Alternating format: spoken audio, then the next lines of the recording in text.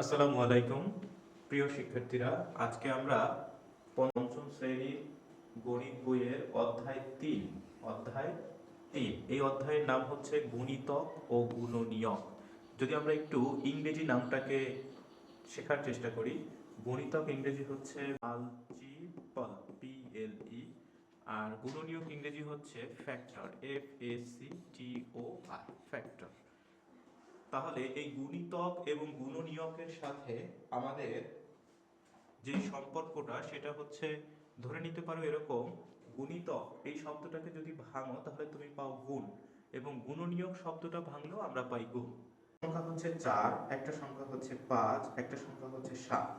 গুণিতক শব্দের অর্থ হচ্ছে গুণ করা, অর্থাৎ আমরা যেরকম নামতা করতাম, আমরা যেমন নামতা করলে করতাম 4 অক্ষে 4, 4 দুগুণে 8, 3 চারা 12, 4 চারা 16, 4 পাঁচা 20, এভাবে চলতেই থাকতো। আমরা 10 পর্যন্ত শিখি, কিন্তু এটা তো চলতেই থাকবে এরকম।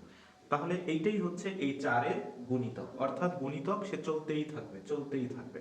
আমি যদি 5-এর গুণনীয়ক দেখি, দেখো 5 অক্ষে 5, 5 দুগুণে 10, 3 পাঁচা 15, 4 পাঁচা 20, এভাবে কিন্তু চলতেই থাকবে, চলতেই থাকবে। আবার যদি 7-এর গুণনীয়ক দেখো, 7 অক্ষে 7, 7 দুগুণে 14, 3 সাতা 21, 4 সাতা 28, 5 সাতা 35, এরকম করে সেও কিন্তু কি থাকবে, চলতেই থাকবে। এই যে গুণটা চলতে থাকে, এটার নাম হচ্ছে গুণিতক, এটার নাম হচ্ছে গুণিতক। এই গুণিতকের সাথে একটা মজার সম্পর্ক আছে, যেটা আমরা শিখবো। গুণিতকের সাথে সম্পর্কটা হচ্ছে লসাগু। আমরা ক্লাস 4-এ নাম শুনেছি কেবল, লসাগু। লঘিষ্ঠ লসাগুকে বলা হয় লঘিষ্ঠ, লঘিষ্ঠ সাধারণ, সাধারণ গুণিতক, লঘিষ্ঠ সাধারণ গুণিতক। মনে রাখতে হবে গুণিতক বানানে মূর্ধন্য না, গুণিতক। যদি এটা আমরা ইংরেজি করি তাহলে হয় list common, COMMON, list common. এবং এই গুণিতক ইংরেজি হচ্ছে multiple,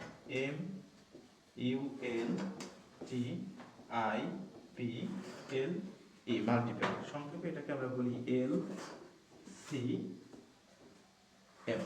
LCM, list common multiple. এবার আমরা আমাদের প্রশ্নটা দেখি। দেখো এখানে বলা হয়েছে একটা কোশ্চেন মার্ক, তোমার বইয়ে এটা আছে হচ্ছে 31 পৃষ্ঠায়। লীরা নানা বাড়ি থেকে অনেকগুলো লিচু নিয়ে এসেছে, সে তার বন্ধুদের 4টি করে লিচু দিতে চায়, সে বাসা থেকে কতগুলো লিচু নিবে? মনে করো তুমি তোমার নানা বাড়ি গিয়েছো, সেখানে লিচু গাছ থেকে অনেকগুলো লিচু তুমি নিয়ে এসেছো। এখন তুমি চিন্তা করলে যে আমার যে বন্ধুরা আছে সেই বন্ধুদেরকে আমি এই লিচুগুলো ভাগ করে দিব। তাহলে এইখানে তোমার দুইটা টার্ম কাজ করবে, একটা হচ্ছে যে তোমার বন্ধুর সংখ্যা, তাই না, আর একটা টার্ম কাজ করবে লিচুর সংখ্যা। তাহলে এখন আমরা দেখি, আমার বন্ধু যদি হয় একজন, তাহলে লিচু দিব কয়টা? ওকে, 4টা। তোমার বন্ধু যদি হয় 2জন, তাহলে লিচু লাগবে কয়টা? 8টা। গুড।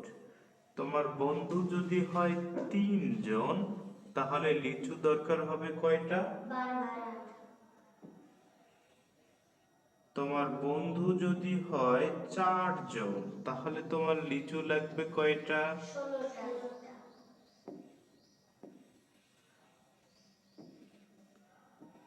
বন্ধু যদি হয় আমার 5জন, তাহলে লিচু দরকার হবে কয়টা? 20টা। 20টি লিচু। আমার বন্ধু যদি হয় 6জন, তাহলে আমার লিচু দরকার হবে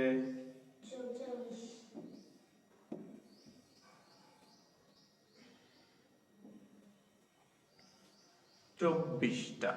তার মানে এরকম করে কিন্তু আমার বৃদ্ধি পেতে পাচ্ছে। এই যে বৃদ্ধি পাওয়া, অর্থাৎ বন্ধুর সংখ্যা আমার যত বৃদ্ধি পাবে, আমার লিচুর সংখ্যাটাও তত বৃদ্ধি পাবে। এইটাই হচ্ছে গুণিতক। অর্থাৎ যেমন নামতার ক্ষেত্রে আমরা পড়েছি 4 অক্ষে 4, 4 দুগুণে 8, 3 চারা 12, 4 চারা 16, 4 পাঁচা 20, 4 ছক 24। তাহলে এই যে সংখ্যাটা বৃদ্ধি পাচ্ছে, এটাই হচ্ছে আমাদের গুণিতক। এবার কি বোঝা গেছে ব্যাপারটা? তাহলে আমরা গুণিতকের সংজ্ঞাটা কি পেলাম? কোন সংখ্যার গুণিতক হলো ওই সংখ্যার সাথে যে কোনো পূর্ণ সংখ্যার গুণফল। কোন সংখ্যার গুণিতক হলো, একটু লক্ষ্য করবেন, কোন সংখ্যার গুণিতক হলো ওই সংখ্যার সাথে যে কোনো পূর্ণ সংখ্যার গুণফল। তাহলে পূর্ণ সংখ্যাটি কি? পূর্ণ সংখ্যা হচ্ছে 1 2 3 4 5 6, এগুলোই পূর্ণ সংখ্যা।